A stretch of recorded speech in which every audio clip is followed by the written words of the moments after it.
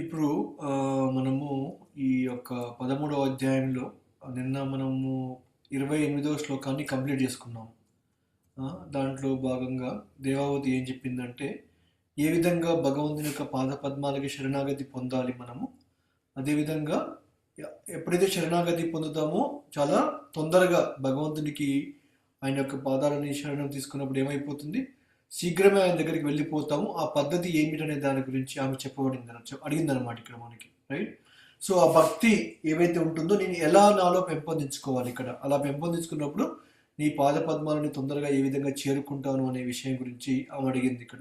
దానికి ఇక్కడ ప్రభుపాల వారు ఇక్కడ భాష్యంలో ఏం చెప్పారు, ఇక్కడ ముఖ్యంగా భక్తి అనేది అందరికీ ఇవ్వబడింది. ఇక్కడ భక్తిలో ఎవరు కూడా దీని నుంచి మినహాయింపు ఎవరు లేరు. ఇక్కడ ఎవరైనా భక్తి చేయవచ్చు. ఇక్కడ ఎవరైతే ఈ యొక్క భగవంతుడు చెప్పిన విధంగా మనకి పాటించేసి మన జీవితంలో కనుక భక్తిలో మన మన జీవితాన్ని ఉంచామనుకోండి, అప్పుడు ఎవరైనా సరే ఆ యొక్క ఉన్నతమైన భగవంతుణ్ణి ఆ పాదపద్మాలను సేవించుకునే అవకాశం అందరికీ కలుగుతుంది. తద్వారా మనం ఏమైపోతాము, ఆ భగవంతుని యొక్క ధామానికి కూడా వెళ్ళిపోయే అవకాశం అనేది అందరికీ కలుగుతుంది ఇక్కడ. కాబట్టి ఈ యొక్క భక్తి అనేది ఓన్లీ ఒక్కరికి సంబంధించినదే కాదు. ఇక్కడ ఎవరికైనా భక్తి అనేది అందుబాటులో ఉంది ఇక్కడ. కాకపోతే ఏంటి, ఇక్కడ దాన్ని ఎవరైతే దాన్ని తీసుకుందాం అనుకుంటున్నారో వాళ్ళకే ఇది వచ్చేస్తాడనమాట ఇక్కడ. అందుకనే భగవంతుడు భగవద్గీత ఏం చెప్పాడు, సమూహం సర్వభూతేషు నమే దివేష్టోష్టి నా ప్రియ అని చెప్పేసి అన్నాడు ఇక్కడ. బట్ ఏతు ఏతు మాం త్వాం భజంతాం అంటే ఏంటి, ఇక్కడ ఏం చెప్పాడు భగవంతుడు ఇక్కడ, సమూహం సర్వభూతేషు, ఇక్కడ ఉన్న ఎవరైతే జీవులు ఎవరైతే ఉంటున్నారో వాళ్ళందరూ కూడా నాకు ప్రియమైన వాళ్ళే. నేను ఎవరిని ప్రేమించట్లేను స్వతహాగా, ఎవరిని కూడా నిన్ను దూరంగా పెట్టట్లేను, అంటే ఎవరిని వ్యతిరేకించట్లేను ఇక్కడ. కాకపోతే ఏమని చెప్పాడు ఇక్కడ, ఎవరైతే భక్తితోని నన్ను పూజిస్తారో వాళ్ళకి నేను దగ్గరగా వెళ్ళిపోతానని చెప్పాడు ఇక్కడ. కాబట్టి మనలో కూడా ఆ యొక్క భక్తి భావాన్ని పెంపొందించుకోవాలి ఇక్కడ.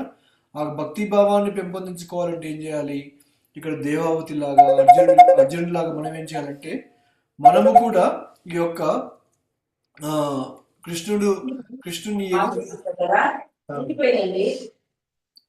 సో ఏ విధంగానైతే కృష్ణుణ్ణి అర్జునుడు, దేవావతి, కపిల భగవానుడు ఏ విధంగా అయితే ఆశ్రయించారో మనము కూడా ఏం చేయాలంటే అదే విధంగా భగవంతుని ఒక గురువుని ఆశ్రయిస్తే ఏమైపోతుంది, మనం కూడా భక్తిలో పురోగతి సాధించే అవకాశం కలుగుతుంది ఇక్కడ. ఎందుకంటే గురువు మాత్రమే ఈ జ్ఞానాన్ని చెప్పగలడు ఇక్కడ. మనకి గురువు చెప్పే మాటలు కొంచెం కఠినంగా ఉన్నప్పటికీ కూడా అది మన జీవితానికి ఎంతో ఉపయోగపడతాయి ఇక్కడ. ఎందుకంటే ఈ భౌతికమైన జీవితం నుంచి బయటపడిపోయేసి మనం ఆధ్యాత్మిక జీవితం వైపు రావాలంటే ఏంటి, ఇక్కడ గురువు చెప్పే మాట అనేది చాలా ఇంపార్టెంట్ ఇక్కడ.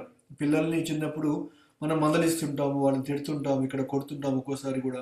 అంత మాత్రాన వాళ్ళేదో బలవంతంగా లేదు కావాలని చెప్పేసి వాళ్ళ మీద కోపంతో లేకపోతే మనం ఏం చేయట్లేము ఇక్కడ. ఎందుకు అలా చేస్తున్నారు ఇక్కడ, ఎందుకంటే వాడిని సరైన పద్ధతిలో పెంచేసి మంచిగా ఇవన్నీ మంచిగా చదివేలాగా చేసినట్టు ఏమైపోతుంది, పెద్దయినాక వాడే బాగుపడి వాడు మంచి ఉద్యోగం తీసుకొని జీవితంలో సెటిల్ అయిపోతాడు అనమాట ఇక్కడ. అదేవిధంగా గురువు చెప్పే మాటలు కొన్నిసార్లు మనకి కష్టంగా అనిపించవచ్చు ఇక్కడ మనకి. కాకపోతే ఏంటి, ఇక్కడ మనకి అది మన జీవితానికి ఎంతో ఉపయోగపడుతుంది అనమాట. కాబట్టి గురువు ఈ విధంగా ఎందుకు చెప్తున్నాడనే భావన మనలో ఉండకూడదు ఎప్పుడు కూడా. కాబట్టి అందుకని మనం వినయముతోటి భగవంతుని ఆ యొక్క గురువుని ఆశ్రయించాలి ఇక్కడ. ఎందుకు, గురువు అనే వ్యక్తి ఆ యొక్క భగవంతుని యొక్క ప్రతినిధి కాబట్టి ఇక్కడ భగవంతుడు ఏ విధంగానైతే జ్ఞానాన్ని ఇవ్వడం జరిగిపోయిందో బ్రహ్మదేవుడికి, అదేవిధంగా గురువు కూడా ఏం చేస్తున్నాడు ఇక్కడ మనకు కూడా ఈ జ్ఞానాన్ని ఆయన తరపున ఇస్తున్నాడు ఇక్కడ. ఆయన ఎప్పుడు కూడా నేను భగవంతుని చెప్పుకోకుండా ఏం చేస్తాడు, నేను భగవంతుని యొక్క ప్రతినిధిని, మీరు కృష్ణుణ్ణి పూజించండి, కృష్ణుణ్ణి భక్తి చేసుకోమని చెప్తాడు అనమాట ఇక్కడ. కాబట్టి ఈ విధంగా ఏంటంటే గురువు అనే వ్యక్తి చాలా ఇంపార్టెంట్ మన జీవితంలో ఇక్కడ. ఎప్పుడైతే ఈ యొక్క గురువు యొక్క ఆశయాన్ని ఎప్పుడైతే మనం తీసుకుంటామో అప్పుడు ఏమైపోతామో, మనము కూడా ఈ యొక్క భక్తి మార్గంలో పురోగతి సాధించేసి ఆ భగవంతుని యొక్క పాద పద్మాలకి ఇంకా ఇంకా చేరువయ్యే అవకాశం కూడా కలుగుతుంది అన్నమాట ఇక్కడ మనకి. ఈ విధంగా ఎప్పుడైతే భక్తి చేసుకుంటూ వెళ్ళిపోతామో అప్పుడు ఏమైపోతాము, అప్పుడు భక్తిలో ఏవేవి చేయాలి ఏమి చేయకూడదు అనే విషయాలన్నీ కూడా మనకు అర్థమైపోతాయి అన్నమాట ఇక్కడ. ఏ విధంగానైతే ఒక గుడ్డి వ్యక్తి ఇంకో గుడ్డిని వ్యక్తిని ఏ విధంగా అయితే రోడ్డు దాటించలేడో, అదే విధంగా మనము కూడా ఈ యొక్క భక్తిలో ముందుకు వెళ్ళాలంటే ఏం చేయాలి, ఈ మార్గంలో ఎవరైతే ఉన్నారో వాళ్ళ దగ్గర నుంచి ఈ జ్ఞానాన్ని తీసుకోవాలి ఇక్కడ మనకి. అది చాలా ఇంపార్టెంట్ ఇక్కడ. ఎవరికి తెలియని దగ్గరికి వెళ్ళి మనం ఇది అడిగామనుకోండి, వాడు ఏదేదో చెప్పేస్తుంటాడు ఇక్కడ మనకి. కాబట్టి ఆ విధంగా భక్తి అనేది అందుబాటులో ఉంది. కాకపోతే మనం ఒక ప్రామాణిక ఆచార్యుడిని ఆశ్రయించేసి ఏం చేయాలి, మనము భగవంతుడి దగ్గరికి వెళ్ళిపోవాలి. ఇక్కడ ఏ విధంగానైతే సూర్యుడు అనేవాడు ఆయన ఎక్కడ కూడా దాగి ఉండట్లేడు అనమాట. ఇక్కడ సూర్యకాంతి అనేది అందరికీ అందుబాటులో ఉంది ఇక్కడ. కానీ ఎవరైతే తలుపులు వేసేసుకొని మొత్తం అన్ని క్లోజ్ చేసుకొని చీకటి గదిలో ఉండేసి నాకు సూర్యుడు కనపడట్లేదని చెప్పేసి అది మంచి విషయం కాదు ఇక్కడ. అదేవిధంగా భగవంతుడు అనేవాడు అందరికీ అందుబాటులో ఉన్నాడు ఇక్కడ. ఎవరైతే ఆయన తెలుసుకోవాలని చెప్పి ప్రయత్నిస్తారో వాళ్ళకి చాలా దగ్గర అయిపోతాడు అనమాట భగవంతుడు ఇక్కడ. కాబట్టి ఈ విధంగా మనము గురువు యొక్క ద్వారా జ్ఞానాన్ని తీసుకొని మనం ఎప్పుడైతే భగవంతుడి గురించి అర్థం చేసుకుంటామో అప్పుడు తప్పనిసరిగా మనకి ఆ యొక్క భగవంతుని యొక్క పాద పద్మాలకి చేరువయ్యే అవకాశం ఇంకా ఇంకా కలుగుతుంది అన్నమాట ఇక్కడ. రైట్, అది ఒక 28వ శ్లోకంలో నిన్నటి వరకు మనం చెప్పుకున్నాం. ఇక్కడ ఈరోజు 29వ శ్లోకంలో దేవావతి ఏమడుగుతుందంటే ఆమె మళ్ళీ ఇంకా ప్రశ్న వేస్తుంది అన్నమాట. ఇక్కడ ఎన్నో రకాల యోగాలు ఉన్నాయి ఇక్కడ, మరి అన్నిటికంటే ఉత్తమమైన యోగం ఏమిటి అనే విషయం గురించి ఆమె ఇక్కడ 29వ శ్లోకంలో ప్రశ్నిస్తుంది ఇక్కడ. ఓకేనా? సో అదేంటో మనం ఇప్పుడు చూద్దాం. ఓకే, ఓం అజ్ఞానతిమిరాంధస్య జ్ఞానాంజనాశలాకాయ చక్షురున్మిలితం యేన తస్మై శ్రీ గురవే నమః. శ్రీచైతన్య మనోభీష్టం స్థాపితం యేన భూతలే స్వయం రూప కదా మह्यं దదాతి స్వపదాంతికం. వందేహం శ్రీగురో శ్రీయుతపదకమలం శ్రీగురున్ వైష్ణవాంశ శ్రీరూపం సాగ్రజాతం సహగణా రఘునాథాన్వితం తం సజీవం సాద్వైతం సావధూతం పరిజనసహితం కృష్ణ చైతన్య దేవం శ్రీ రాధా కృష్ణ పాదాన్ సహగణా లలితా శ్రీ విశాఖాన్వితం హే కృష్ణ కరుణా సింధు దీనబంధో జగత్పతే గోపేశ గోపికా కాంత రాధా కాంత నమోస్తుతే. తప్త కాంచన గౌరాంగీ రాధే వృందావనేశ్వరి వృషభానుసుతే దేవి ప్రణమామి హరిప్రియే. వాంఛాకల్పతరుభ్యస్య కృపా సింధుభ్య ఏవ చ పతితానాం పావనేభ్యో వైష్ణవేభ్యో నమో నమః. నమో ఓం విష్ణుపాదాయ కృష్ణప్రస్థాయ భూతలే శ్రీమతే భక్తివేదాంత స్వామినితి నామినే. నమస్తే సరస్వతీ దేవి గౌరవాణి ప్రచారిణే నిర్విశేష శూన్యవాది పాశ్చాత్య దేశతారిణే. జయ శ్రీకృష్ణ చైతన్య ప్రభు నిత్యానంద శ్రీ అద్వైత గదాధర శ్రీవాసాది గౌర భక్తవృంద. హరే కృష్ణ కృష్ణ కృష్ణ హరే హరే, హరే రామ రామ రామ హరే హరే. హరే కృష్ణ. హరే కృష్ణ ప్రభు. హరే కృష్ణ అండి. హరే కృష్ణ ప్రభుజీ. హరే కృష్ణ మాతాజీ. ఇప్పుడు హరే కృష్ణ అండి అందరికి. ఇప్పుడు 29వ శ్లోకంలో అన్ని యోగాల కంటే కూడా ఈ యొక్క ఉత్తమమైన యోగం ఏమిటనేది దేవావతి అడుగుతుంది కపిల భగవానుని. అదేంటో మనం కూడా తెలుసుకునే ప్రయత్నం చేద్దాం. ఎందుకంటే ఈ సమాజంలో ఎన్నో రకాల యోగా పద్ధతులు ఉన్నాయి. ఇక్కడ అష్టాంగ యోగం అంటారు, ధ్యాన యోగం అంటారు, కర్మయోగం అంటారు. ఇక్కడ వేరు రకాలుగా యోగాలు ఉన్నాయి. ఇక్కడ మరి నేను ఏ యోగాన్ని పాటించాలి, ఇక్కడ ఏ యోగం పాటిస్తే నిజంగా నేను అర్థం చేసుకోగలుగుతాను అని చెప్పేసి ఆమె ఈ 29వ శ్లోకంలో అడుగుతుంది అనమాట. ఇక్కడ యో యోగా భగవద్భానో నిర్వాణాత్మాం సత్వయోదితః క్రీదృశా కతి చాంగాని యతస్తత్వావధోధనం. ఇక్కడ ఏమడుగుతుందంటే ఆమె ఈ శ్లోకం ద్వారా, ఇక్కడ నీవు వివరించినట్టు యోగ విధానము దేవాది దేవుడకు భగవానుని పైననే లక్షింపబడి భౌతిక అస్తిత్వమును పూర్తిగా అంతమొందించుటకే ఉద్దేశించబడింది. అట్టి యోగ స్వభావమును నాకు ఎరుకపరచుము. అట్టి ఉదాత్తమ యోగమును యథార్థంగా నెరుగుటకు ఎన్ని మార్గములు కలవు. ఇక్కడ ఏమడుగుతున్నాము, ఇక్కడ ఏదైతే నువ్వు వివరించిన యోగా విధానం ఏదైతే ఉంటుందో అది ఆ లక్ష్యం ఎవరి వైపు ఉండాలంట, భగవంతుని వైపు ఆ లక్ష్యం అనేది ఉండాలని చెప్పేసి అంటున్నారు. ఇక్కడ ఎప్పుడైతే మన యొక్క చేసే యోగా విధానం అనేది భగవంతుని యొక్క లక్ష్యంగా ఉంటుందో మన యొక్క భౌతిక అస్తిత్వం ఏమైపోతుందంట, అంతమొందించబడిపోతుందంట. ఇక్కడ అంటే ఇక్కడ భౌతిక అస్తిత్వం అనేది ఇంకా ఉండదు. ఇక్కడ మనకి పూర్తిగా అంతమొందిపోతాం అనమాట. ఇక్కడ మనకి పూర్తిగా ఆధ్యాత్మిక జీవితంలో ఉంటాం ఇక్కడ. కాబట్టి అలాంటి యోగ విధానం ఇంకేమైనా ఉందా నాకు చెప్పమని చెప్పేసి దేవావతి ఇక్కడ అడుగుతుందన్నమాట. ఇక్కడ ఎందుకంటే అలాంటి మార్గానికి ఎన్ని మార్గాలు ఉన్నాయి, అలాంటి ఉత్తమమైన యోగ మార్గానికి వెళ్ళడానికి ఎన్ని రకాల దారులు ఉన్నాయి, అవేమిటో చెప్పమని చెప్పేసి ఆమె అడుగుతుంది ఇక్కడ మనకి, రైట్? ఎందుకంటే భగవంతుని చేరుకోవడానికి చాలా రకాలుగా మనం చేరుకోవచ్చు అనమాట. ఇప్పుడు మనకి ఒక ఒక ఊరు నుంచి ఇంకో ఊరికి వెళ్ళాలనుకున్నాను అనుకోండి. ఇప్పుడు మనం హైదరాబాద్ నుంచి విజయవాడకి వెళ్ళాలి ఇక్కడ మనకి, రైట్? సో వెళ్ళాలి అనుకుంటే మనకి చాలా మార్గాలు ఉన్నాయి ఇక్కడ. మనం కార్ వేసుకొని వెళ్ళిపోవచ్చు, బస్సుకి వెళ్ళిపోవచ్చు, ట్రైన్కి వెళ్ళిపోవచ్చు, ఫ్లైట్కి వెళ్ళిపోవచ్చు ఇక్కడ, రైట్? ఇలా వేరు వేరు మార్గాలు చాలా ఉన్నాయి ఇక్కడ. కానీ అన్నిటికంటే ఉత్తమమైన మార్గం ఏంటిది అనేది మనం ఆలోచించామనుకోండి, ఫ్లైట్లో వెళ్ళిపోతే ఏమైపోతాము, గంటలో వెళ్ళిపోతాం ఇక్కడ మనకి, రైట్? చాలా ఫాస్ట్గా వెళ్ళిపోతాం ఇక్కడ. అదే ట్రైన్ అయితే ఇంకొంచెం తొందరగా వెళ్ళిపోతాము. బస్ అనుకోండి కొంచెం లేట్ అయిపోతుంది ఇక్కడ మనకి. ఈ విధంగా ఏంటి, మనం ఎంచుకునే మార్గం ద్వారా మన గమ్యస్థానాన్ని కూడా ఆ విధంగా చేరుకునే అవకాశం కలుగుతుంది ఇక్కడ, రైట్? అదేవిధంగా ఈ భగవంతుని పరమసత్యాన్ని తెలుసుకోవాలనే యోగ విధాన మార్గం ఏదైతే ఉంటుందో దీంట్లో కూడా వేరు రకాల మార్గాలు ఉన్నాయి ఇక్కడ మనకి, రైట్? ఎలాంటి మార్గాన్ని మనము అనుసరిస్తే, ఎలాంటి మార్గాన్ని మనం కనుక ఫాలో అవుతే భగవంతుణ్ణి తొందరగా చేరుకుంటాం అనేది మనం తెలుసుకోవాలి ఇక్కడ. దేవావతి ప్రశ్న కూడా అదే అనమాట ఇక్కడ. ఇన్ని రకాల యోగా మార్గాలు ఉన్నాయి ఇక్కడ, నన్ను ఏం చేయమంటావు అని చెప్పేసి ఏం అడిగింది అనమాట ఇక్కడ. ఎందుకంటే ఈ యొక్క జ్ఞానయోగం అనేది ఒకటి ఉంటుంది ఇక్కడ. జ్ఞానయోగంలో ఏం చేస్తారు, వారు నిరాకార బ్రహ్మజ్యోతి పైన లక్ష్యంగా ఉంటారనమాట ఇక్కడ. అదేవిధంగా హఠయోగం అంటే ఏంటి, ఇక్కడ పరమాత్మని యొక్క తత్వం పైన లక్ష్యించేసి ఈ యొక్క దాని మీద ఎప్పుడు కూడా వాళ్ళ యొక్క ధ్యాస అంతా దాని మీదే ఉంటుంది ఇక్కడ. అంటే నాలో ఉన్న పరమాత్మ ఉన్నాడు, ఆ పరమాత్మని మీద ధ్యానం చేసేస్తే నేను ఈ యొక్క హఠయోగాన్ని నేను చేయవచ్చు అని చెప్పేసి భావిస్తారు ఇక్కడ. కానీ ఇక్కడ ఏం చెప్తున్నారంటే శ్రవణ కీర్తనములు చేసే ఈ యొక్క భక్తియుక్త సేవ మాత్రం ఏమైపోయింది, భగవంతుని యొక్క పరిపూర్ణ అనుభవం పైన రక్షితమై ఉండదు అని చెప్పేసి అంటున్నారు ఇక్కడ. ఎందుకు, ఇప్పుడు ఇది మనం ఫ్లైట్ తీసుకొని వెళ్ళిపోయినట్టు అనమాట ఇక్కడ. ఫ్లైట్ తీసుకొని వెళ్ళిపోతే చాలా ఫాస్ట్గా చేరుకుంటాం ఇక్కడ, రైట్?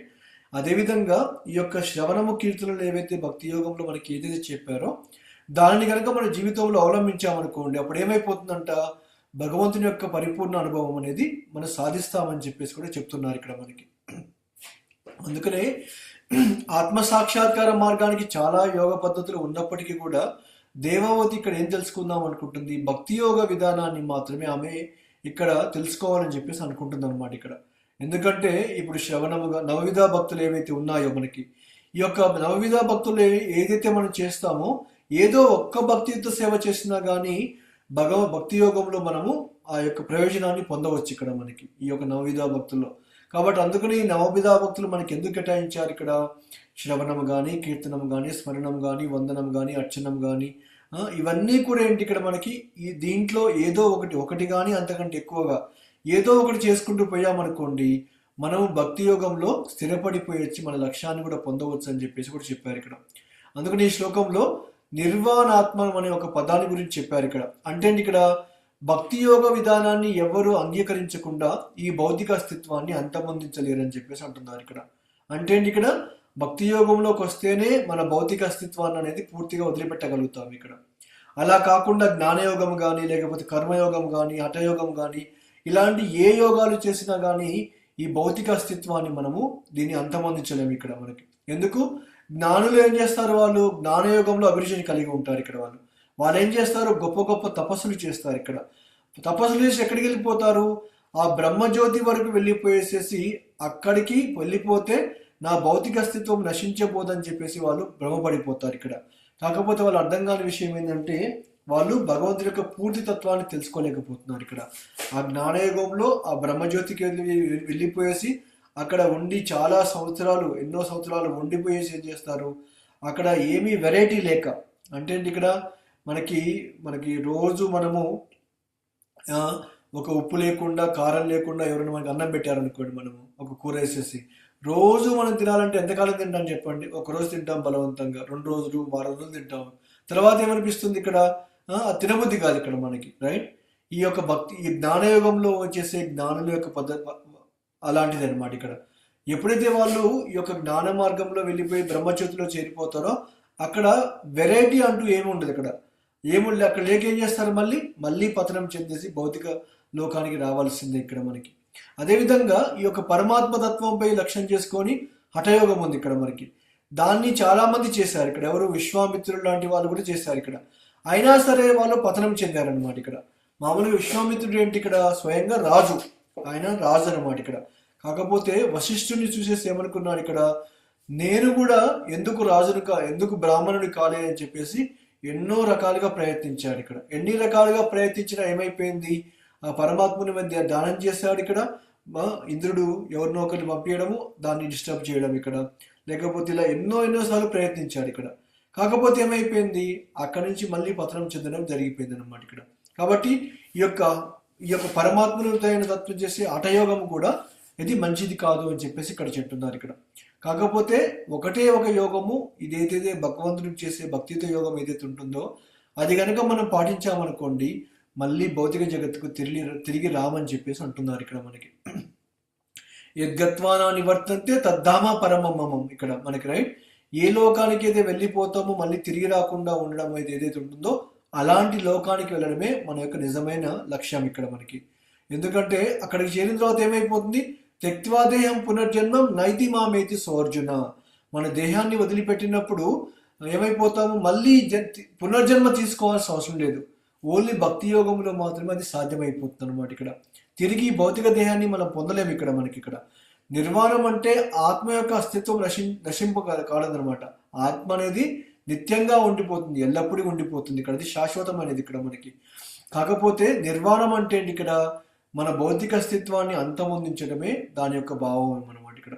ఎప్పుడైతే దాన్ని అంతమొందించడం అంటే ఏంటి ఇక్కడ, భగవంతుని యొక్క ధామానికి వెళ్ళిపోవడమే నిర్వాణము అని చెప్పేసి అనుకోవాలి ఇక్కడ. చాలా మంది ఈ నిర్వాణం గురించి మాట్లాడుతుంటారు ఇక్కడ, కాకపోతే దాని యొక్క వెనక అర్థం అనేది వాళ్ళకి తెలియదు ఇక్కడ. మన నిర్వాణం అంటే ఏంటనేది నిజంగా వాళ్ళకి తెలియదు అనమాట ఇక్కడ. ఆ విషయాన్ని మనం అర్థం చేసుకోవాలి ఇక్కడ మనకి, అది చాలా చాలా ఇంపార్టెంట్ ఇక్కడ. నిర్వాణం అంటే భౌతిక అస్తిత్వాన్ని అంతమొందించడమే నిర్వాణం ఇక్కడ. చాలా మంది నిర్వాణం పొందాను అని చెప్పేసి అంటారు ఇక్కడ. అంటే ఏంటి, దేహాన్ని త్యజించేసేసి జ్ఞానం చేశానని ఇక్కడ పరమాత్ముని పైన పరమాత్ముని యొక్క తత్వాన్ని తెలుసుకున్నాను ఇక్కడ, ఇప్పుడు నిర్వాణం చెందుతానని చెప్పేసి అంటారు ఇక్కడ. బట్ అది నిజమైన నిర్వాణం కాదు ఇక్కడ. నిజమైన నిర్వాణం అంటే ఈ భౌతిక దేహాల్లోకి మళ్ళీ రాకుండా, ఈ భౌతిక జన్మలోకి మళ్ళీ రాకుండా మనం చేయడమే అది నిజమైన నిర్వాణం అని చెప్పేసి ఇక్కడ కపిల భగవానుడు క్లియర్గా చెప్తున్నారు ఇక్కడ మనకి. కాబట్టి మనము ఆలోచించుకోవచ్చు ఇక్కడ మనకి, అసలు మనం ఆధ్యాత్మిక జగత్తు నుంచి ఈ భౌతిక జగత్తుకి ఎందుకు మనం పతనమయ్యామని చెప్పేసి ఒక ప్రశ్న మనకు వచ్చింది అనుకోండి. ఇప్పుడు దాని సమాధానం ఏంటి ఇక్కడ మనకి, మనం అసలు ఆధ్యాత్మిక లోకానికి వెళ్ళలేదు కావచ్చు మనకి. ఇలాగనే ఇంతకుముందు జన్మలలో మనం జ్ఞానులము కావచ్చు, యోగులము కావచ్చు, ఇంకేదో స్థితిలో ఉండిపోవచ్చు ఇక్కడ మనకి. ఆ స్థితిలో మనం ఏమైపోయాము, మనము పూర్తిగా పరిపూర్ణత్వాన్ని సాధించలేక ఏమైపోయింది, భగవంతుని లోకానికి వెళ్ళిపోకుండా మళ్ళీ ఇక్కడికి వచ్చేస్తామన్నమాట ఇక్కడ.